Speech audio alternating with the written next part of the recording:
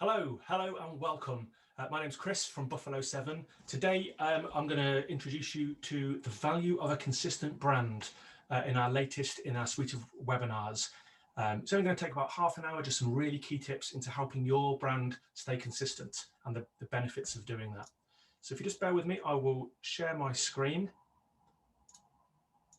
Okay, and then we can get into this. So I'm really excited to talk to you today about brand consistency, because keeping your brand consistent is a relatively simple action that businesses of any size can do and should do, because it can make a huge difference into getting qualified leads and sales. So today I'm just going to share a few ideas with you that can help you with your own brand consistency, whether you're starting a brand from scratch or whether you're just looking to tighten up your existing brand. Because a solid, consistent brand can really help you get noticed. It can really help you stay memorable and ultimately turn those sales pitches into wins. Let's start with a quote then. So this is from our friend Jeff at Amazon. Your brand is what people say about you when you're not in the room, which is a good way of looking at things. So today's going to be pretty simple. I'm going to talk about three key things. So firstly, how branding is the very essence of your business. And I'm going to talk about why keeping it consistent is vital to grabbing your audience and holding their attention through the entire sales funnel. And finally, why it's absolutely critical that you keep this going to the very end of the journey so you can smash your pitch and turn it into a win. There are more brands out there than ever. Your customers have a hard enough time concentrating on the ones they know, but imagine how confusing it is for them if your brand keeps changing. It's easier for them to just forget you altogether.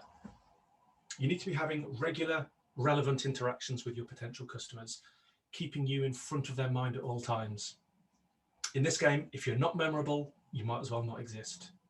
Put it simply, better branding equals better communication equals a better win rate.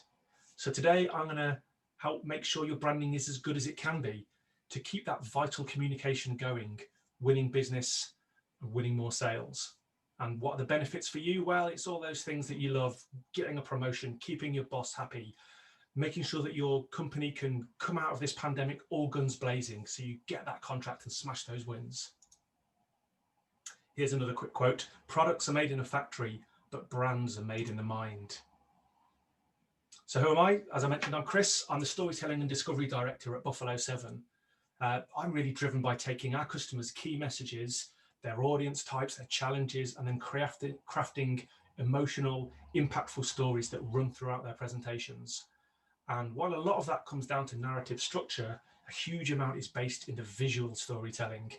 And that's where branding comes in. It's the perfect fusion of story and design.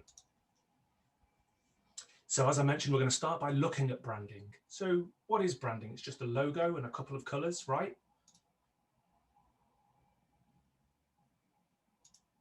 No, there's more to it. There's much more to it than that. Branding is emotion. Branding is your personality. It tells your story and it tells it visually.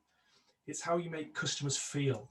Every aspect needs to communicate who you are, and to build awareness, trust, and loyalty, it needs to be consistent.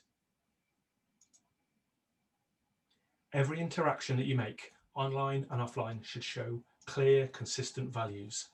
Your customers need to care enough to remember you across all channels, because disinterest in your brand can kill your business. 81% of brands sold across Europe could disappear and their customers wouldn't care. That's quite a stark statistic. And worse, if they don't care about your brand, people won't care if you fail.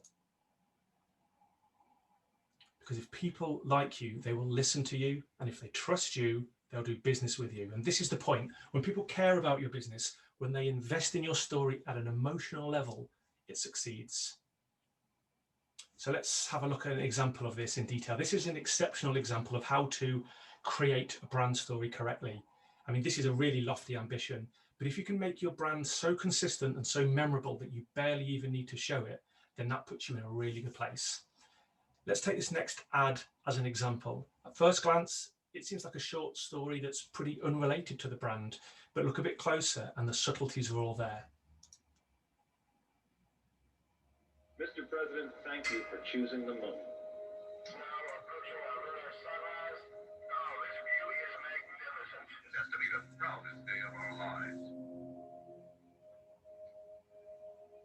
Not hungry, huh?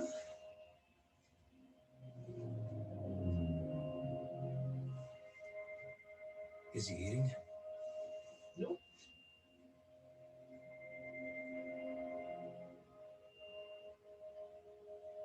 Okay, Commander.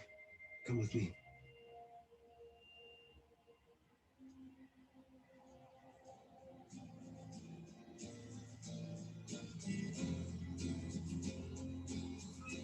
Stand by for 10-second countdown.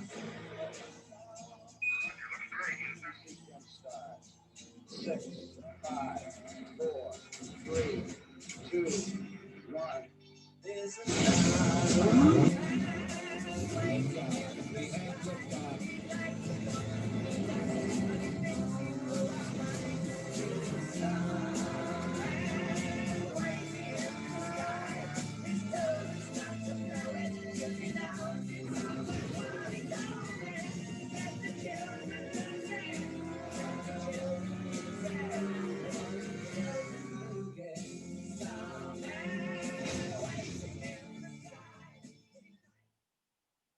Okay, pretty cool, right?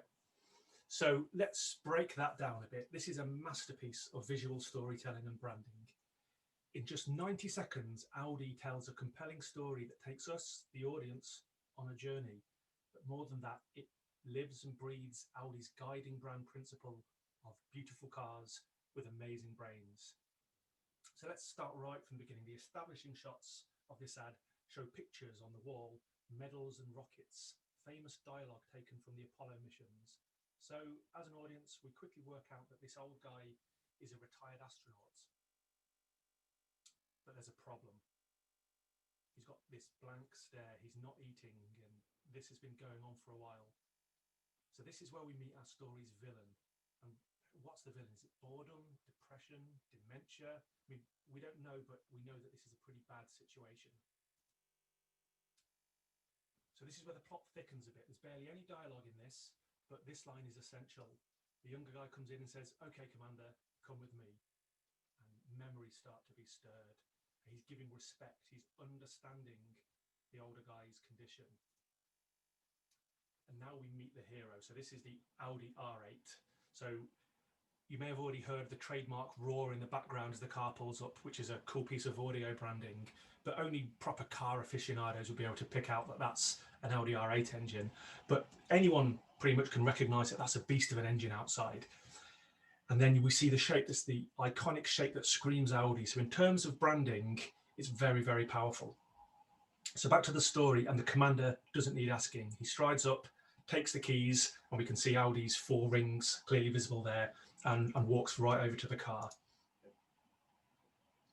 And then we get to the happy ending. The commander mouths 1, and then both the rocket and the R8 take off, and the timelines merge. He's hit the bright red ignition button. Again, we see the Audi rings and the other high-tech dashboard components showing that branding. And the commander's in the closest thing possible to a rocket taking off, we're led to believe. It obliterates the emotional slump that the commander was in. His confidence and his spark for life are back. His son trusts him entirely with this beast. He's in control. The two are speeding down a twisting road under the light of a giant full moon. It shows the young commander smiling and then cuts to the old commander smiling as well, which is a very strong emotional point there. And of course, we finish with the strapline in the famous Audi font and the Audi logos. So, you know, a job well done there, because this ad is compelling because it reaches us emotionally, and then immersing the branding in emotion makes it have that bigger impact. It could have just been 90 seconds of an Audi R8 doing donuts and it wouldn't have had that same emotional impact.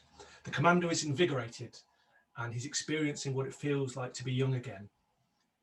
And the happy ending comes from that lifelessness we saw at the beginning to him reliving his youthful passion. And when it comes to emotion, this actually aired not long after the death of David Bowie, which is on the soundtrack, obviously. So was that a coincidence? I think that's unlikely. That's Audi again being smart and playing on those emotions. So the story, short as it is based on the timeless plot of Rebirth. You will have experienced this loads of times, from the resurrection of Christ to Frankenstein to Great Expectations to RoboCop to The Matrix. It's a tried and tested crowd puller. It's a great story. But there's more to it than that. Subconsciously, we're getting fed lots of smaller, more subtle stories. Not in as many words, but it's helps us believe things like Audi owners are attractive and wealthy. Things like driving an R8 is like piloting no less than a space rocket. Audi owners are great sons. An Audi can give someone the will to live again. Own an Audi and heal your ailing parents. I mean, Audi could never actually state these things, but it's not explicit, but we can kind of take the leap through all those connotations and those visual clues. Which brings us on to the audience.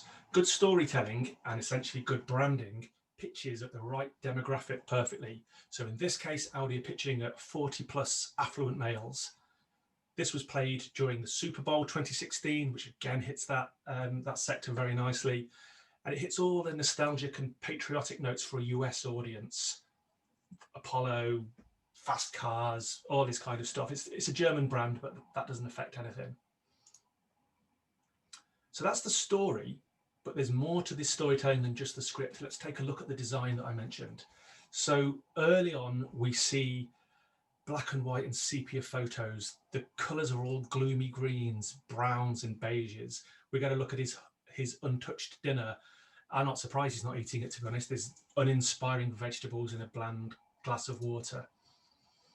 But then we see the car, we see the hero.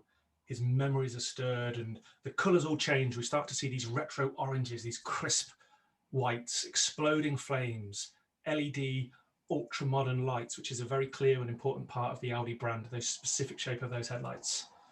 And then we think about the editing. As soon as we see the car, the editing changes to quick, choppy editing, which ramps up the excitement, which matches the Audi branding. And so what, you might be thinking, well, we may not have the product or the budget that Audi have to pull off that kind of communication, but we can learn and utilize a few of those tricks.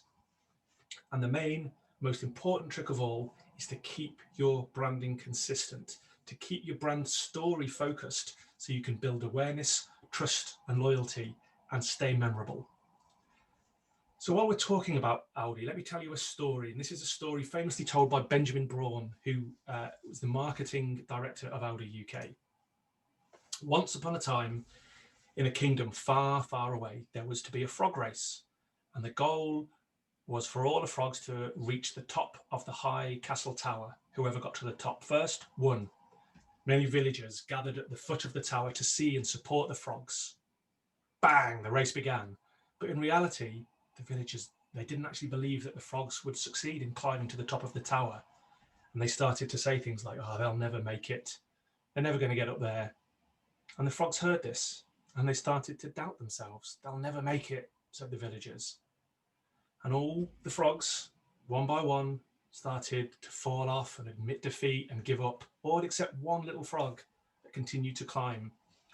And at the end, he alone, and with enormous effort, reached the top of the tower. He won, hooray, well done, frog. One of the critters approached him to say, what, well done, and how did you do that? How did you finish the race? And when he started talking, he discovered that that winning frog was deaf. Benjamin Braun went on to say, dare to be different. Be true to the aspirations of your heart and be deaf. Don't let the naysayers interrupt you. With beautiful cars, with amazing brains, we went a different way. We dared to be simpler and more emotional in our communications. And it worked. So if you take the elements from that story and put it into your own branding, go your own way, do something different, make those emotional connections, and hopefully you can have the same success that Audi did. Okay, let's move on to the second part of this webinar. Let's look at how that's actually done. How do you keep things consistent? It's quite easy to think of your brand as, yeah, it's fine. Making changes is an expensive problem and I don't really need that right now. Of course, things are tighter now than they've ever been before. And for a lot of businesses, trying to pick out what colors they might use might seem the least of their problems. But that's okay. Maybe your brand is fine. Maybe your consistency is all on point, but it never hurts to pick up an extra trick or two. So when we get to the other side of this pandemic, and we will, the time will be right to get that sales funnel ticking over more smoothly than ever. At Buffalo 7, we've seen a lot of clients coming to us to tidy up and focus their comms collateral, ready to hit the ground running when they can go out and sell again. They've got all the branding and the collateral and the presentations and everything that they need so they can go and smash their sales target right from the get-go. Here's another quick quote. You have to stay true to your heritage, and that's what your brand is about. So how do you keep that brand consistent? The most important thing really to achieve and maintain that consistency is to create some brand guidelines. You don't have to pay a designer to do it. You don't have to be a designer to do it.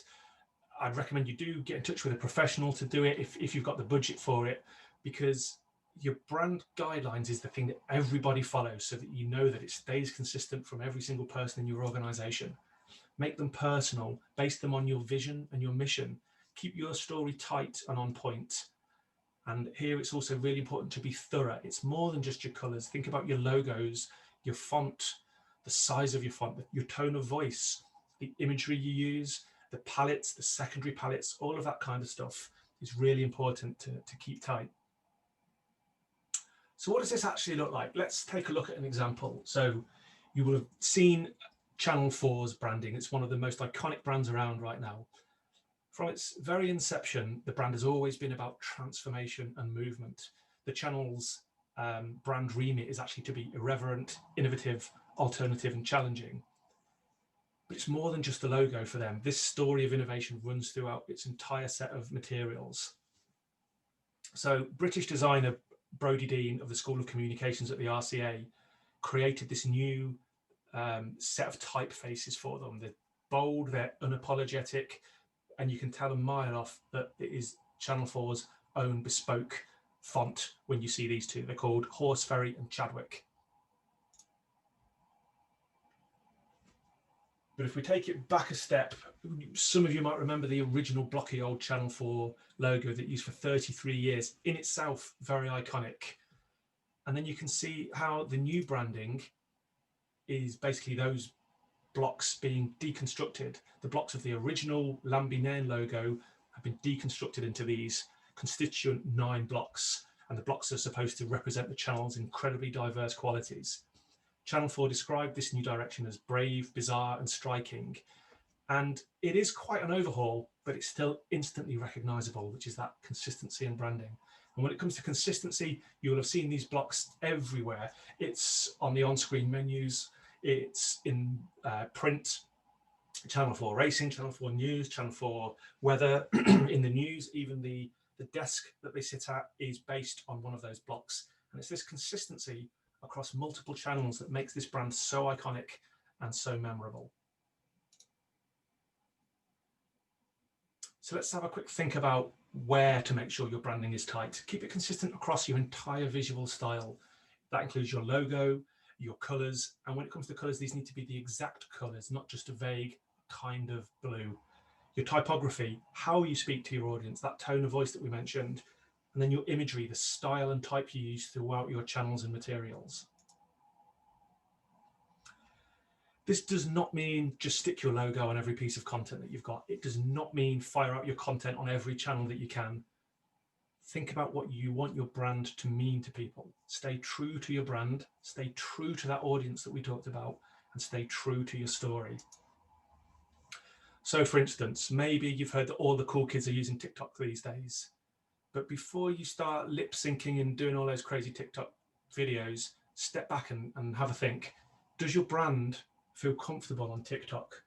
Is your main audience even aware of TikTok? Can your brand story be told on TikTok? Because we always need to start with your audience. Think about the channels that they use, that they trust, and they are comfortable with. If they're not TikTokers or whatever the hell they're called, don't try and force it. It's more important than ever to showcase your values through your brand image so that you attract more people like your audience. So next up, let's think about how to use your brand within your own business. Everybody needs to be on board, everybody within the whole company. But unless everyone knows about it and is invested in it, then it's really hard. So make it part of your culture. Use your brand internally as much as externally. Provide onboarding and training. Create a shared folder and explain to everybody where it is, when to use it, and how to use it. Maybe even think about getting some branded merchandise. Everyone loves free t-shirts and stickers and all that kind of stuff. This really helps to get buy-in, and it creates brand loyalty and brand evangelists.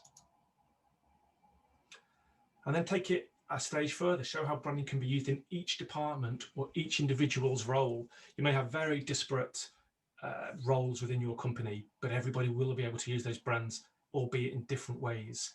So remember that everyone needs to be telling the same story, using the same kind of collateral, and generally maintaining that consistency that you're striving for. Remember to reiterate your mission, reiterate those values and that brand promise internally too. Tie them all up so that everybody's on the same page. So you might be thinking about your own branding now and thinking maybe that's not up to scratch. Maybe you're thinking about an entire rebrand. A rebrand really represents the next chapter in your brand story, not a new book. So you don't need to change everything, but think about the reason for having a brand story. Has your story changed? Have you got a new mission? Have you got new goals? Are you looking to overturn assumptions? Think about what story it is that you're trying to tell. Perhaps you're getting a bit crowded in your market, so research that market, research your competitors, find a gap and carve out your own space. Redefining your brand identity involves the fusion of many ingredients to get that flavor just right. Another quick quote: if people believe they share values with a company, they will stay loyal to the brand. That's what you want, that brand loyalty. So if you do rebrand, don't forget these key areas: website, socials, photography, print and promotional, document and social templates, and presentations. Bin everything that's to do with the old branding. Let it go. It just confuses your story. No matter how sentimental the old stuff is, get rid. So the last part of the list here, the presentations, is something that I want to talk about for a bit, because this is really, really key. Presentations, you're likely to be doing more and more of these online like this. So make sure that your virtual pitches use the latest branding. This is the final part that I want to talk about. This is about smashing it at the final stretch. So your brand is the single most important investment you can make in your business, which is key not to let it go. Consistency from start to finish. So this is about the sales funnel, and I'm not going to explain the sales funnel. I'm sure we all know about sales funnels, but they're largely all the same. Getting your customers from awareness to buying. So how do you do that? You provide valuable content throughout this funnel. That's through your website, ebooks, landing pages, lead forms, all of that kind of stuff. Add in SEO and PPC and CRO to provide further reach and those additional touch points. And then there's trade shows and events, to a lesser extent these days, but webinars. All of this stuff needs to have consistent branding, but crucially, it doesn't end there. It's essential that you don't fall at the last hurdle, because the point of the funnel is to ultimately get yourself to a pitch meeting. It's expensive, it's resource heavy, lead nurturing, and branding consistency is now more important than ever at this final stage. But a lot of businesses seem to forget about this final stretch. They finally get into that room and they turn up without a presentation, or with a presentation that fails to deliver the same premium impact as the rest of the content. In fact, hardly any businesses have a process, let alone a budget, for this crucial do or die stage of the sale journey, and it costs them business. So there are some statistics here. We commissioned a survey and it showed that 54% of businesses are losing half or more of the work that they pitch for. Another way of saying that is basically you're losing more business than you win. This came from a survey that I mentioned to see whether UK companies are actually preparing for this all-important pitch. So we got this infographic created from our team of in-house designers. There's a lot to take in. I don't expect you to read all of it or squint at your screen to look at that. So I'll call out some of the key findings, which are really key. Here are the big numbers. 61% of respondents said their companies did not employ any staff with slide deck design expertise. And 60% of respondents wished that their company did have such expertise in-house. And 62% believe that this would help their companies to win more pitches. So, I mean, that just speaks volumes that there's not enough attention put on the final pitch deck presentation. Without consistent branding and design elements, all the hard work, trust and loyalty and belief that you've built up can be lost. Even if you're using the right brand colors, are your presentations as slick and premium as your other assets? Think about your website and your social and all that cool branding. Do your decks actually look like that, or are they a bit shoddy in comparison? Because all of this will influence the people that you're pitching to. Just think if you're actually telling the same story as the rest of your collateral. So here's an example of a presentation that we created for one of our clients. This comes from a bit of a show reel that we put together. So for Velocity, as you can see, the messaging is clear and concise on the original slides here, but there's no branding at all. No colors, no logo, not even a recognizable typeface, which is pretty risky. And then we got involved. And as you can see, we started adding vibrant logos, brand colors, a special typeface, even brand shapes and motifs. They're all front and center. So at a glance, you understand that this deck came from the same company as the people you've already interacted with, the same website that you read, the brochures that they sent you, the email footers that you'd been seeing during the chat. So if you get to that pitch meeting and you've got some collateral like this, it just shows you've got that brand consistency and that premium feel that you've been showing throughout. So I really hope that that's been useful to you. I'd just like to give you those 3 final points to go away with. Your brand is everything when it comes to interacting with your audience. If you don't have a brand, you don't have a connection, you don't have the emotion, and you probably won't make a sale. So it's essential that your brand remains consistent across all channels and media so that your audience can recognize you, engage with you, and ultimately trust and buy from you. And finally, make sure that every touch point across the whole sales journey has consistent branding, and don't let one area, particularly the last pitch, let all that hard work down. Here's a final quote for you. Branding is the process of connecting good strategy with good creativity. So this is a pre-recorded webinar. So if you have any questions for me about this or any other aspect of creating impactful presentations or branding, do drop me an email at Buffalo7. We can start our own conversations and see how we can help you. We also have web chat set up at our website, so I can pick up any messages if you'd rather get in touch that way. That's it for me. Thanks very much. I hope everyone took something valuable from that and can take a fresh look at your communications. Thanks again. Stay safe, look out for each other, and I'll catch up with you soon. Goodbye.